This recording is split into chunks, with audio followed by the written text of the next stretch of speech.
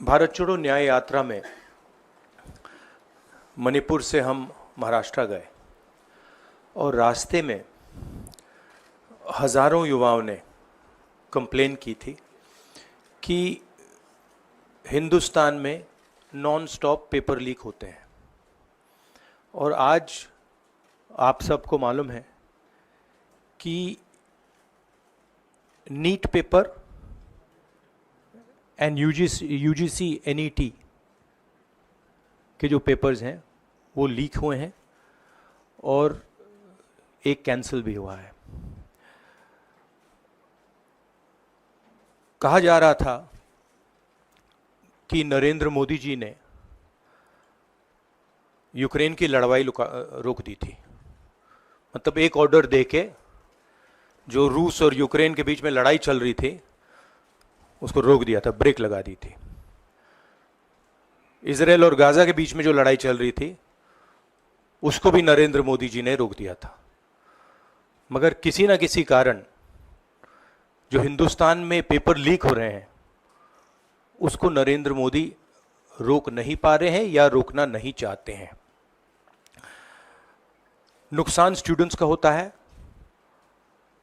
जो हिंदुस्तान के स्टूडेंट्स हैं, मैं जानता हूं कि आप इन एग्जाम्स के लिए महीनों सालों काम करते हो।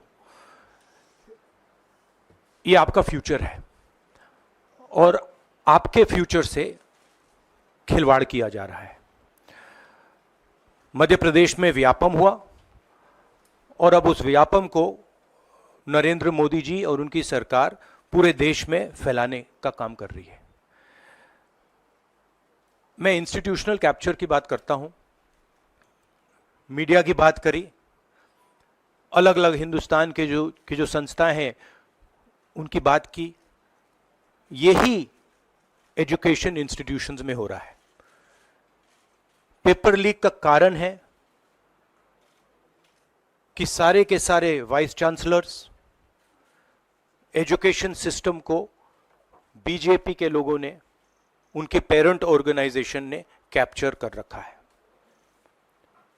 जब तक ये कैप्चर रिवर्स नहीं किया जाएगा तब तक पेपर लीक चलता जाएगा। इस कैप्चर को फैसिलिटेट नरेंद्र मोदी जी ने किया है और ये एक एंटी नेशनल एक्टिविटी है क्योंकि ये देश का भविष्य है और इससे हिंदुस्तान के युवाओं को, स्टूडेंट्स को जबरदस्त चोट पड़ती है। इंक्वायरी चल रही है, एक को आपने कैंसिल कर दिया है, अब पता नहीं दूसरे को कैंसिल किया जाएगा या नहीं किया जाएगा। बट कोई ना कोई तो इसके लिए जिम्मेदार है और उनको एकदम पकड़ा जाना चाहिए और उन पे एक्शन लिया जाना चाहिए। आपके कोई सवाल हो? साथियों, मैं गुजारिश करूंगा सवाल आपके इसी विषय पर। हाँ प्लीज। हाँ, sorry. So, when I went on my Bharat Jodo Yatra, the second one, throughout the route, students were telling me that paper leaks are endemic in India. They study, they work hard, honest students suffer, and students who want to cheat benefit. And this was repeated again and again and again and again. Now we are seeing an expansion of the idea of Vyapam across the country. BJP states have had to deal with this. Uttar Pradesh has had to deal with this. Madhya Pradesh has been a center of this. Gujarat has been a center of this. And now they have expanded this idea to the rest of the country. This is extremely damaging to students, and it's happening because all our institutions have been captured. Our vice chancellors are placed not based on merit, but because they belong to a particular organization. And this organization and the BJP have penetrated our education system and destroyed it. What was done by Mr. Narendra Modi to the economy with demonetization has now been done to the education system. Youngsters, I want you to know that the reason this is happening and the reason you're suffering is because an independent, objective education system has been demolished and it has been replaced by an education system that is captured by the BJP, captured by their parent organization. And until this capture is released, you are going to suffer. You're going to see cancellations of your exams. You're going to see paper leaks again and again and again. One paper has been cancelled. We don't know what is going to happen to NEET. But whatever happens, it should not be done in a arbitrary fashion. The rules that apply to one paper should apply to another paper.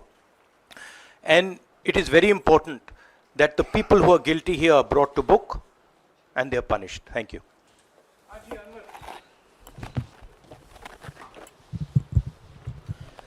Sir, सोमवार से संसद का सत्र शुरू हो रहा है, तो क्या आप निजी तौर पर लोकसभा में इस विषय को उठाएंगे और आप यह मांग करेंगे कि प्रधानमंत्री मोदी खुद सदन में आकर जवाब दें इस विषय पर, क्योंकि ये छात्रों के भविष्य से जुड़ा विषय है? हाँ, बिल्कुल, सिंपल क्वेश्चन. हाँ, उठाएंगे, पार्लियामेंट हाउस में उठाएंगे.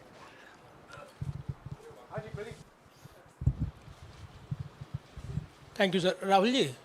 राहुल जी मैं इधर हूँ. सवाल ये है कि जो एजुकेशन सिस्टम इस वक्त है और जिस तरीके से जो पेपर लीक हुए, जिसका आरोप भी आपने लगाया और जो सामने भी आया है, रद्द भी हुआ है कल परीक्षा, लेकिन सबसे बड़ा सवाल ये है कि बदलाव क्या होने चाहिए, वो बदलाव जो इससे परीक्षा लीक रुके, वो क्या आपके पास फार्मूला? हमारे मैनिफेस्टो में हमने लिखा था. देखिए, 2-3 चीज़ें हैं. सबसे पहले जो शिक्षा का सिस्टम है उसको एक संगठन ने कैप्चर कर रखा है. अपने लोगों को हर पोस्ट पे यही डालते हैं. वाइस चांसलर्स की लिस्ट निकाल लीजिए, पता लग जाएगा. तो इसको रिवर्स करना होगा.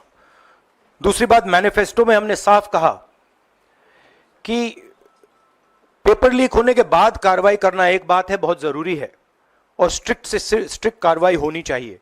मगर हमने ये भी कहा था कि पेपर लीक होने से पहले जो सिस्टम्स हैं, जो यूनिवर्सिटी के एग्जाम्स के रूल्स हैं, सिस्टम्स हैं, इनको फिर से असेस करना पड़ेगा, इनको स्टडी कर रीडिजाइन करना पड़ेगा.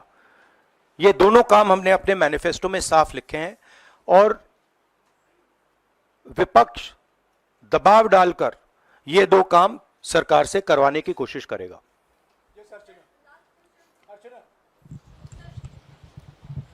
Rahul, do you think so? This is a education emergency, and till now, what is the stand? Government ने जितना भी stand लिया, do you satisfied with that stand? और सर मेरा दूसरा सवाल भी है, जिस तरीके से आप आज स्टूडेंट से मिल रहे हैं, let me answer the question. See, there is a huge pressure on our students, and the pressure comes from a number of directions. The first direction is the large scale unemployment that is there in the country. Everybody understands it, everybody knows it, and one of the reasons the government suffered in this election was that all youngsters believe that Mr. Modi is incapable of solving the employment problem. So that's the first thing. Second thing is there's huge pressure because of this, and there are very few avenues for students. In all areas, right? So you've cut off the job avenue. Now you're cutting off the exam avenue. You're saying, you can take an exam, you can study, you can work as hard as you want. On the last date, we're going to tell you that the exam is cancelled. So, that avenue is also shut. You've shut avenues like Agniveer. You've shut avenues like the public sector. So the youth of India have nowhere to go. It doesn't matter whether you're an IIT graduate, IIT student, or you're trying to join the army. The youngsters in India simply have no way through. And it's not just an educational crisis. It's a crisis in pretty much every sphere that we are facing. Now, before the elections, it was very clear that there was massive control of the media, massive control of the other institutions, so people were quiet. Now people are very clear that we are sitting on a disaster and we've got a government that is crippled, cannot do the job. It's literally walking around on one leg, right? So, yes, it's a crisis. It's a profound national crisis. It's an economic crisis. It's an educational crisis. It's an institutional crisis. So, but I don't see any response. I don't even see the capability of a response. Right? So. हाँ नहीं 1 second. Bihar का भैया हमने कहा है कि inquiry होनी चाहिए और जो भी जिन्होंने भी पेपर लीक कराया है उनके खिलाफ कार्रवाई होनी चाहिए. राहुल जी, चूंकि ये मामला नेशनल लेवल पे भी एग्जाम्स में हो रहा है, स्टेट लेवल्स में भी एग्जाम्स में कई जगह इस तरह के पेपर लीक की घटनाएं होती है और करोड़ों छात्रों का जीवन अधर में लटक जाता है. आपको लगता है कि एक सख्त कानून बनाने की जरूरत है संसद में कि इससे निपटने के लिए? कैसे होगा, क्योंकि छात्रों का जीवन नहीं, बर्बाद सख्त कानून आफ्टर द फैक्ट है, वो होना चाहिए. मगर अगर आप मेरिट के बेसिस पर लोगों को नहीं जॉब देंगे, अगर आप आइडियोलॉजिकल लोगों को वाइस चांसलर बनाएंगे, इनकेपेबल लोगों को वाइस चांसलर बनाएंगे, एग्जाम्स के जो स्ट्रक्चर्स हैं, एग्जाम लेने के स्ट्रक्चर्स हैं, उनमें आप आइडियोलॉजिकल लोगों को डालेंगे तो ये काम होगा. ये इसका सबसे बड़ा कारण BJP and its parent organization ने जो कैप्चर किया है ये है. और अगर आप कल्प्रिट ढूंढना चाहते हैं तो मैं आपको बताता हूं, जिन लोगों ने हिंदुस्तान के इंस्टीट्यूशंस को डिस्ट्रॉय किया है, जो पहले ऑब्जेक्टिव हुआ करते थे, इम्पार्शल हुआ करते थे, वो आज इम्पार्शल नहीं है, ऑब्जेक्टिव नहीं है, आइडियोलॉजिकल बना दिए गए हैं और मीडियोकर लोगों को इन इंस्टीट्यूशंस में बैठा दिया गया है. इसका मेन कारण यह है. और इसका आप एपिसेंटर देखिए, पूरा देश जानता है, युवाओं आप सब जानते हो कि इसका पहले एपिसेंटर मध्य प्रदेश हुआ करता था. वहां पे 40-50 लोगों की हत्या हुई थी, ये तब शुरू हुआ था. आप जानते हो कि गुजरात में, उत्तर प्रदेश में और मध्य प्रदेश में इन चीजों का एपिसेंटर है. और आप ये भी जानते हो कि बीजेपी के लोग कहते हैं कि हमारी लेबोरेटरी मध्य प्रदेश और गुजरात है. तो लेबोरेटरी से यह काम शुरू हुआ है और अब यह काम देश में फैल रहा है और आपका इससे नुकसान हो रहा है. जब तक यह रिवर्स नहीं किया जाएगा, जब तक हिंदुस्तान के इंस्टीट्यूशंस इनके हाथों से नहीं छीने जाएंगे और इफेक्टिव, ऑनेस्ट, इम्पार्शियल लोगों के हाथ में नहीं जाएंगे, तब तक ये होता रहेगा. और मैं आपको बता रहा हूं, जब तक बीजेपी रहेगी ये बढ़ता जाएगा.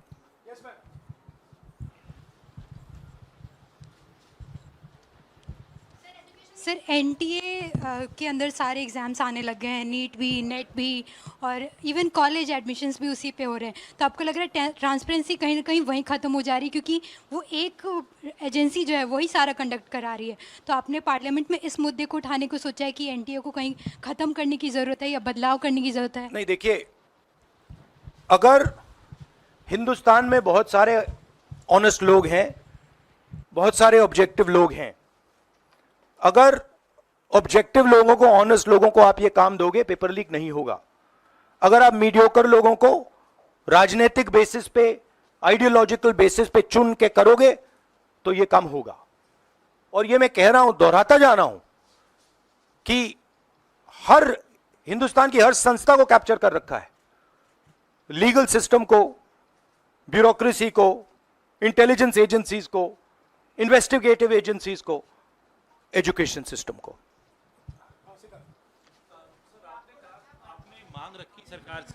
आपने अपनी मांगे रखी हैं सरकार से, लेकिन सरकार के पक्ष पहले ही सामने आ गया. एनटीए को जो एनटीए है एजेंसी, उसको क्लीन चिट एक तरीके से एचआरडी मिनिस्टर ने पहले ही दे दी है. तो सरकार का तो कहीं ना कहीं पक्ष साफ दिखाई देता है. उनका आगे आप लोग कैसे जाएंगे इसको? उनकी क्रेडिबिलिटी इन बातों में है ही नहीं.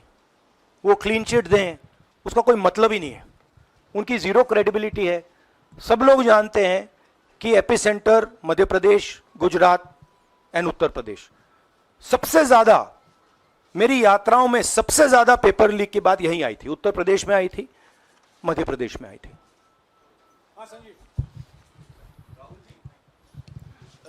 Rahul ji, NTA has conducted one test and which has been cancelled. The other is under doubt, and the court is looking into it. Would you say that the agency like NTA is incapable of conducting such examinations, because two main examinations, and I want it to be disbanded or something? No, I would say that if you let people who know how to run these things and you promote people based on merit, there are multiple ways in which you can do exams successfully. If on the other hand, you are constantly posting people who are mediocre, who do not have the skills to do these jobs, and you're posting them simply because they come from your same ideology, no system is going to work. You can change whatever system you want. If the people who are being put into that system are mediocre and being put in for the wrong reasons, it is never going to work. Sir, Last question. Sir, NEET, specifically on NEET examination, there is of course investigation that is going on, but the scheduled counseling session is not been delayed. It is going to happen as per schedule. So do you think that this is a mere eyewash when it comes to the investigation, saying that investigation bhi ho rahi hai, but then they are not delaying the Look, session? they can eyewash whatever they want, but they are going to get such pressure from the opposition that they're going to think twice about whatever they're doing. Because we are not going to allow this type of activity to be done as far as our students are concerned. Our students sit there, they work, they spend months, they dream about these exams for years, they spend huge amount of money. So the opposition is simply not going to allow any of this eyewash that is taking place. We will make sure that we put so much pressure on them that this issue is resolved. Okay, Janendra, last question. Sir, Janendra, jaldi.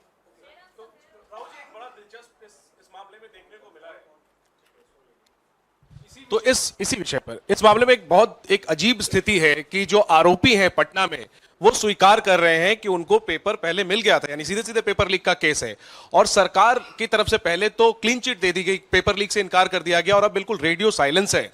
Net cancel हो गया, NEET पर अभी भी स्थिति साफ नहीं है। तो ये जो स्थिति है, आरोपी कह रहे हैं पेपर लीक हुआ, मंत्री कह रहे हैं नहीं हुआ, इस पर आप क्या सोचते हैं? और नो कॉन्फिडेंस मोशन पार्लियामेंट में आप लोग लाने की कोशिश करेंगे? Silence is because Prime Minister is crippled. Right now, Prime Minister's main agenda is the Speaker. So he's not bothered about NEET, he's not bothered about all these things. He's bothered about कि भैया मेरी सरकार निकल जाए यहाँ से और मेरा Speaker बन जाए. Right? That is where he is right now. That's where his mind is. Right? So, essentially the main thing is that we have a government now, right, and a Prime Minister now, who will find it very difficult to function. The Prime Minister, if I might say so, is psychologically broken. He has collapsed, psychologically collapsed. And he will struggle, knowing his personality, he will struggle to run a government like this. Because his entire sense of running a government, the idea of running a government, Mr. Modi's idea is to generate fear in people, to frighten people, to make people not speak. You're aware of that. Now what has happened is people are not scared of him. And you saw the other day, I think somebody in Varanasi itself threw a chappal on his car. Right? So it's very clear. The basic concept of Modi has been destroyed in this election. If we were faced with if right now you had a Vajpayee ji or a Manmohan Singh ji, they might be able to survive what they are faced with. Because there is humility, there is conciliation, there is respect. But Narendra Modi does not believe in any of these things. Narendra Modi believes my way or the highway. And now suddenly is found that earlier there were Congress people who were not scared of him. Now nobody in the country is scared of him. Right? So psychologically it's almost a fatal blow for the Prime Minister, and he's going to really struggle. And of course now we have a stronger opposition. So it's going to be interesting and quite a lot of fun. Thank you. देखिए क्या हुआ, आपने जो नरेंद्र मोदी जी का जो concept था और वो गुजरात में शुरू हुआ था, गुजरात से वो गुजरात मॉडल फिर वो नेशनल लेवल पे लाए। कॉन्सेप्ट क्या था? कॉन्सेप्ट था मार्केटिंग, हजारों करोड़ रुपए की मार्केटिंग और डर, एजेंसी का डर, मीडिया का डर, सरकार का डर। अब हुआ क्या, अब देश में कोई उनसे डरता ही नहीं है। मतलब एक तरीके से रिडिक्यूल करते हैं। जो पहले 56 इंच की छाती थी, अब नंबर तो नहीं दे सकता हूं, बट 30-32 हो गई है, राइट? तो अब पूरा जो ढांचा था, इतना बड़ा गुब्बारा था, वो इतना बड़ा हो गया। अब इससे नरेंद्र मोदी जी को साइकोलॉजिकल बहुत टेंशन होगा, बहुत प्रॉब्लम होगी, क्योंकि उनका जो काम करने का तरीका है वो लोगों को डराने का है, धमकाने का है। अब वो डर चला गया। आपने देखा, पता नहीं देखा या नहीं, वाराणसी में वो चप्पल मार दी किसी ने। अब आप इमेजिन कीजिए, चुनाव से पहले अगर कोई मारना भी चाहता था डरता, तो वो जो डर था वो गायब हो गया, खत्म हो गया। और इंटरनल भी प्रॉब्लम्स हैं, इनकी पार्टी में प्रॉब्लम्स हैं, इनके पेरेंट ऑर्गेनाइजेशन में इश्यूज हैं। तो मेरा कहना है कि जो नरेंद्र मोदी का जो कॉन्सेप्ट था उसको ऑपोजिशन ने डिमोलिश कर दिया, खत्म कर दिया है। उसको आप 56 इंच की छाती कहें, उसको आप डर कहें, उसको आप मतलब जो बिग नरेंद्र मोदी जी की जो इमेज थी उसको फाड़ दिया हमने।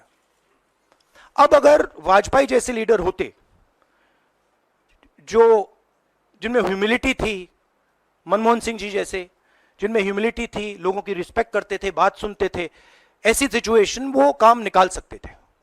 मगर ये नरेंद्र मोदी जी की स्टाइल ही नहीं है। नरेंद्र मोदी जी मतलब किसी की सुन नहीं सकते, बिना फोर्स काम नहीं कर सकते। तो ये अब मामला है। और दूसरी बात, बहुत मजबूत ऑपोजिशन है, तो काफी मतलब इंटरेस्टिंग समय है। Thank you. Stay ahead with our cutting edge news app. Instantly access the latest shorts in just 1 minute and breaking news in just 50 words. Download now for a smarter, faster news experience.